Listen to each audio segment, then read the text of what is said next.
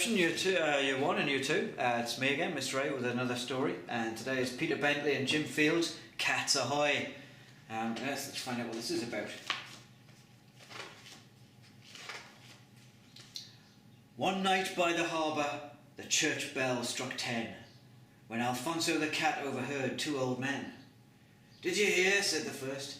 "There's a boat on the way which will be in the harbour at first light of day. It's laden with haddock from rudder to bow. It's the biggest catch ever." Alfonso thought, wow.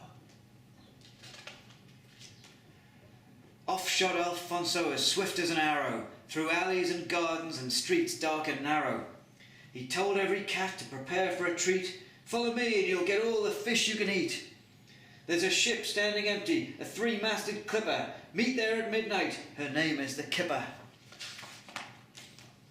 A little while later, two terrified dogs turned tail at the sight of a great gang of mogs, boarding the Kipper on soft silent paws, with pistols and cutlasses clamped in their jaws. And then, while the townsfolk were tucked up and snoring, the Kipper weighed anchor and slipped from its mooring, and steered a straight course for the deep ocean blue, with Captain Alfonso and all of his crew.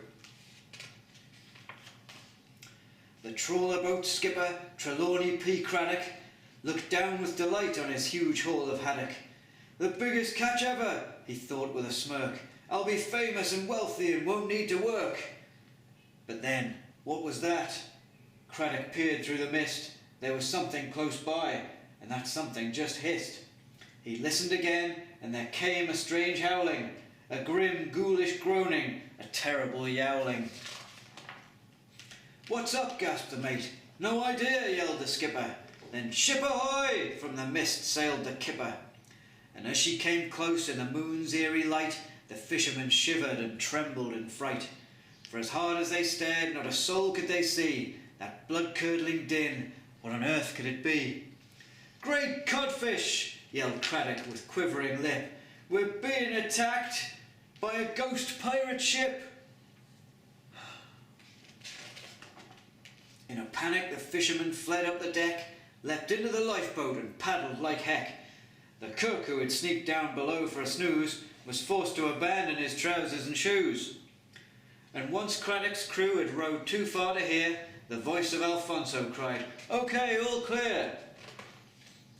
One by one, furry faces popped up with great glee. "Hey, check out that haddock! Fantastic! Yowie!"